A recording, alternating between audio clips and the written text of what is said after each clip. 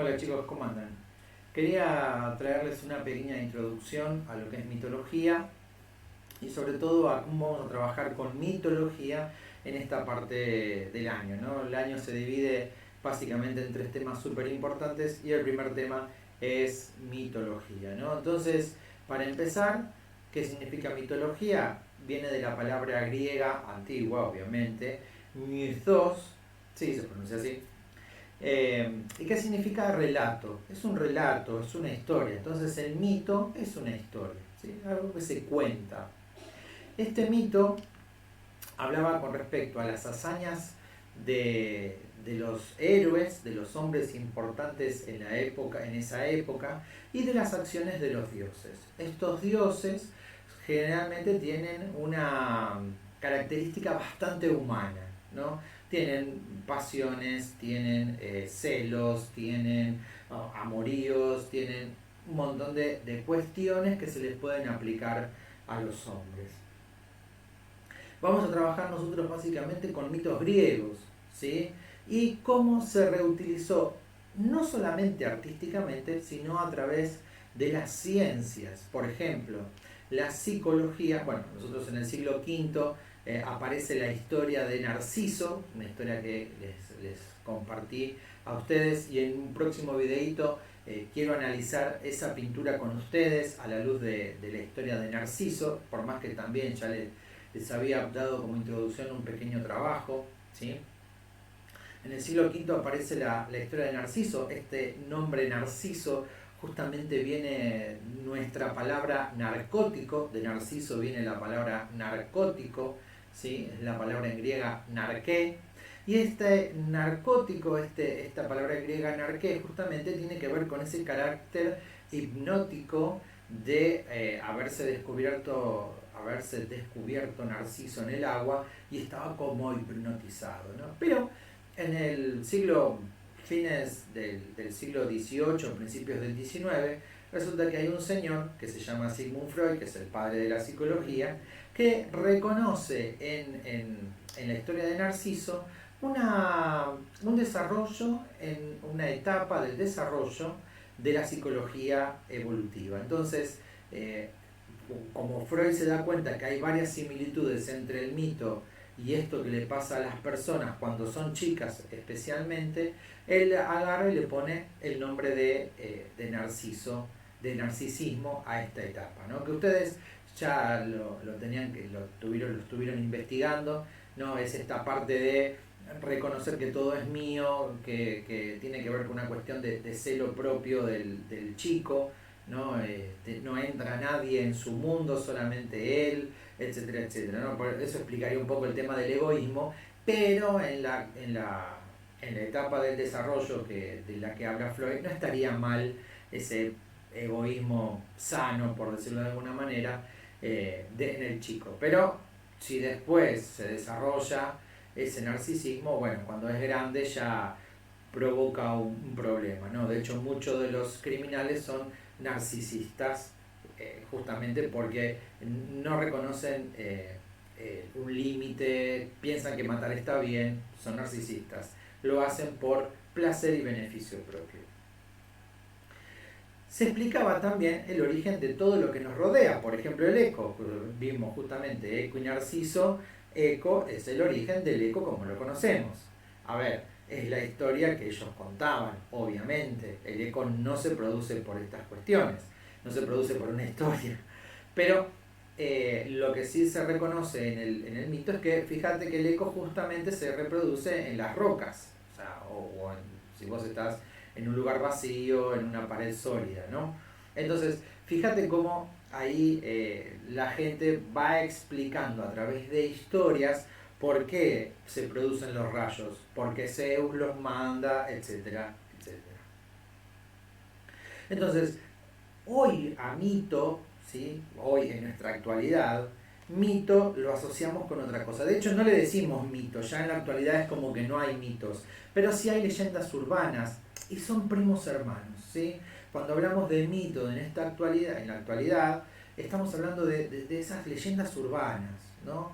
Entonces, tenemos historias para asustar, ¿no? El mito del hombre de la bolsa. Si no comes, Si no tomas la sopa, viene el hombre de la bolsa. Si te portás mal, viene el hombre de la bolsa. O las historias que contamos, ¿no? Por ejemplo, compré algo que encontré a un precio razonable, ¿no? Y viene otra persona y dice, yo te lo consigo mucho más barato porque tengo el primo de un hermano, de un sobrino. Es decir, nunca es comprobable esa relación que nos explica este hombre, ¿no? O sea, eso es un mito, ¿no? Siempre, cuando compras algo a un precio que vos pensás que es razonable, siempre va a aparecer alguien que cree que lo puede conseguir mucho más barato, ¿no? Bueno, eso es un mito, ¿sí? Eso también forma parte de la mitología. Algunos de los mitos griegos se basaban en la realidad. Generalmente todos los mitos, o los mitos que conocemos, tienen un pie en la realidad. Por ejemplo, el eco es verdad, existe en la realidad.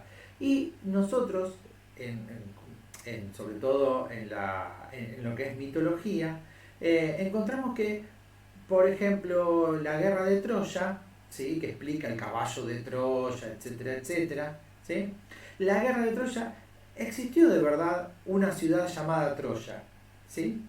Pero déjame que te diga, no solamente una, 12 ciudades Troya, que la fueron construyendo una sobre la base de la otra. Se ve que la gente de ese lugar no estaba conforme, tiraba todas las casas abajo, volvía a construir y volvía a construir pasado cierta cantidad de tiempo, ¿no?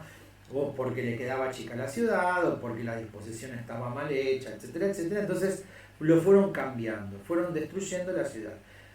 De esas 12 Troyas, la número 7 se encontraron en las bases que fue quemada, o sea, encontraron que hubo rastros de fuego en esa ciudad. Entonces se sospecha que esa Troya es la Troya que conocemos, de la película, de donde viene el mito, etcétera, etcétera. Fíjate, en el siglo XII existió esta Troya de la que estamos hablando, ¿sí? Fue la invasión a esta Troya, a la Troya 7 de las 12 que había, ¿se acuerdan? En el siglo VII a.C. comenzó a circular la historia de la guerra de Troya con Ulises, con el caballo de Troya, etcétera, etcétera.